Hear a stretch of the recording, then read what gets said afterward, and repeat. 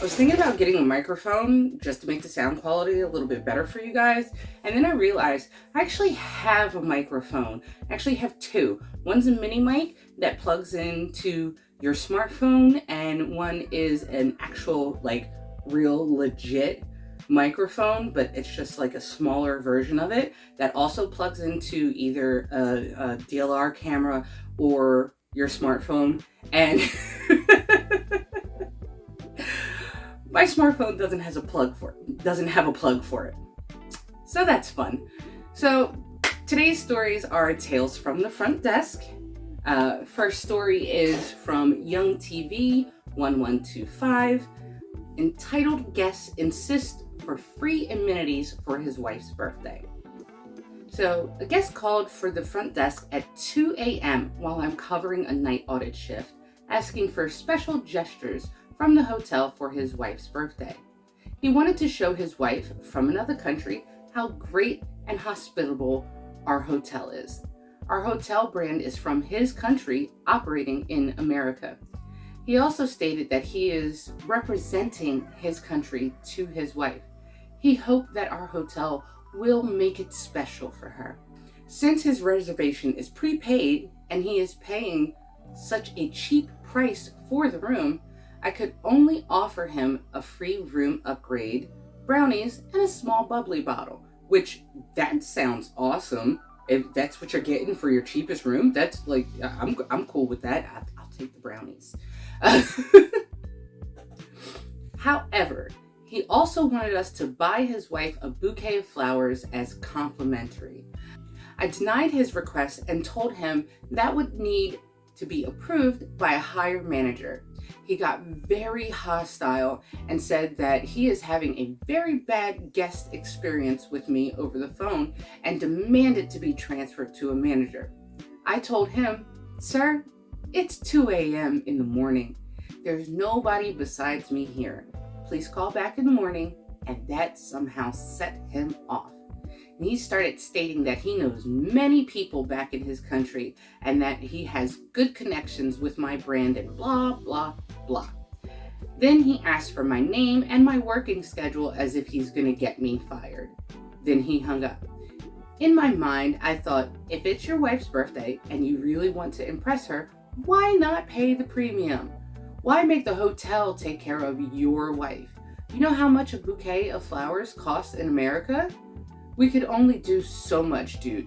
You're now representing to me that you're a cheapskate. I was having such a chill night shift, and this basically kind of ruined it.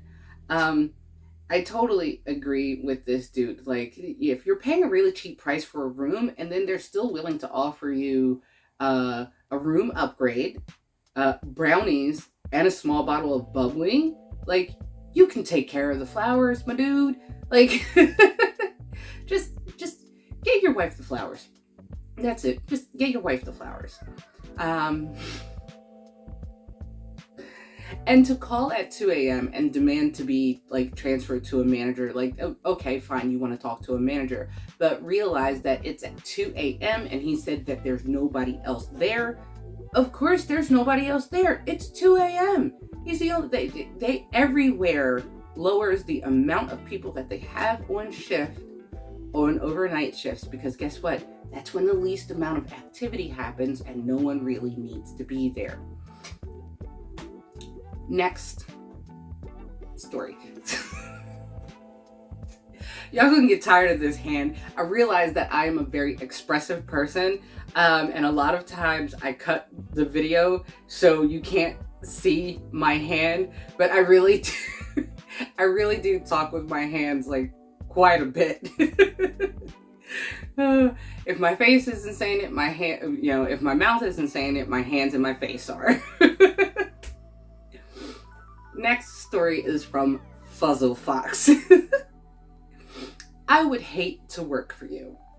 This isn't a big one, but boy, did a man manage to rustle my jimmies not 5 minutes to clock out time on my Friday. I'll keep it short and sweet. I love that phrase, rustle my jimmies. I don't know why. I think it's adorable. Okay. Characters are me and dumb guest. The lady working last night refused to take my credit card to put on my employee's room. Me, immediately wondering why she would do that. Okay, so what's the name on the reservation? Guest, just look it up. Me, look up what? What name is the reservation under? Guest, you can look it up. It was just last night. Me, okay, I'm gonna need something here. A name, confirmation number, company name, something.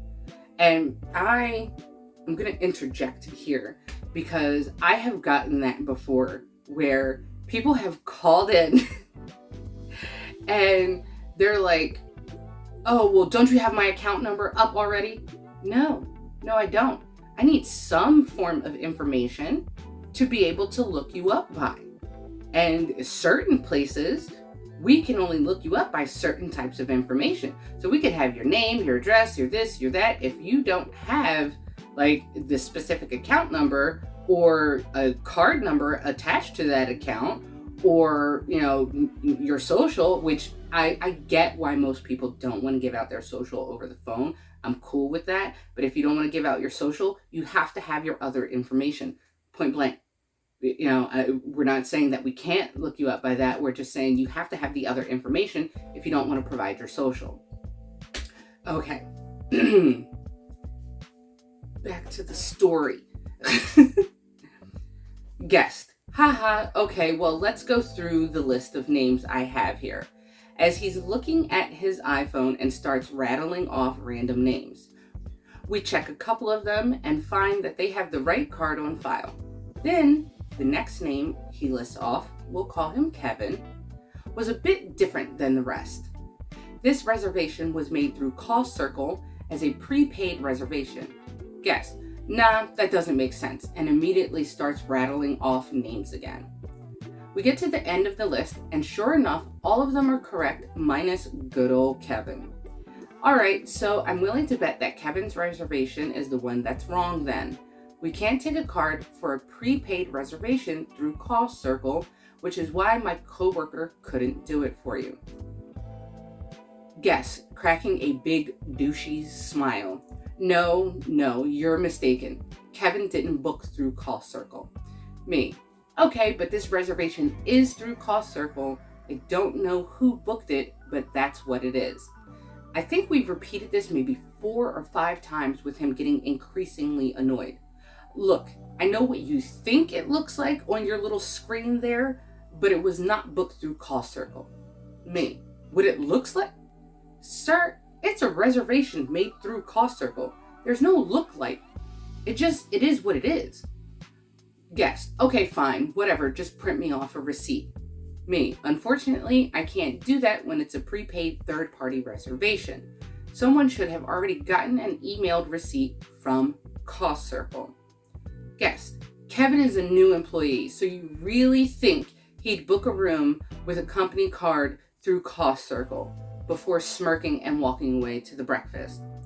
My brain just short-circuited at that point. He's a new employee? Does this man seriously think a new employee wouldn't make a mistake? That's what they do. They mess up all the time. So yeah, I think he or someone else made a mistake because the reservation is from Call Circle with their special rate code, their virtual credit card, their daggone booking ID in the notes. Not to mention, my coworker denied his credit card for the same daggone reason. It's hard to get it through text, but this man was such a condescending jerk about it. I'm so sick and tired of guests acting like I'm the moron when it was their mess up. And I totally get this because a lot of times, like I have told customers, this is what I see in your account, this is what happened, and then just promptly be told, no, that's wrong. Well, why do you think that's wrong? No, I just know that's wrong. Well, here's the date that this happened, this happened, this happened, this happened. That's how we ended up here. Well, no, you're still wrong. That's not what happened. But that's exactly what it says. Do you have anything else, to the opposite? No. Okay, fine, whatever. We'll continue like you think you're right, but what else can we do? Next story. So this one is from Mini Skunk. Would we be justified to ban a regular guest who only writes negative reviews?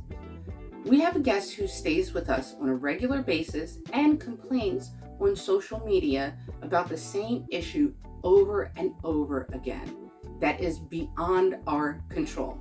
Her regular negative 1-star scathing reviews keep dragging our metrics down, especially in our low season where we get fewer reviews. No one else complains about her issue. Would we be justified in banning her from staying again because she is never happy and won't stop writing the same negative review? If she hates our hotel so much, why would she keep coming back? And that question right there is the reason why I wanted to include this story. If you have so many issues with that hotel, why keep coming back? Why keep going back to it? Go to anywhere that there is one hotel, there is typically another hotel. And I said typically because let's not talk about long stretches of country road, okay? But anywhere that there is a hotel, there is typically another hotel less than a mile away. So it's okay to just pick a different place. That's it, just pick a different place. And I also wanted to include this for the comments because these top two comments, well, this top comment just sums up exactly how I would respond to this situation. And it's from, I can't say the full name, but it's from Frothing Dogs Rooster. Think of another name for Rooster, okay? The manager did this at my last job. I'm sorry your reviews make it obvious that this hotel doesn't meet your standards. I've canceled your upcoming stays with us and refunded them. I wish you luck in finding one that does. All done with a saccharine sweet smile. She's the only thing I miss from that job.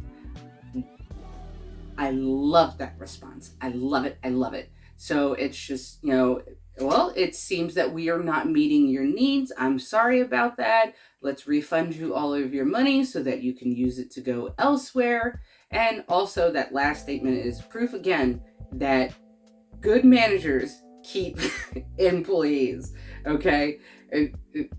There's a phrase over and over again that I've heard that people don't quit bad jobs, they quit bad management. And I think that's about like 80% true. Now there are some jobs that just aren't meant for you. No matter how good the manager is, it's just not meant for you. So it is what it is on that one. But that's the end of our stories for today. Thank you for watching. Again, I am Kelly, and I'll see you next time. Oh yeah, like, comment, subscribe.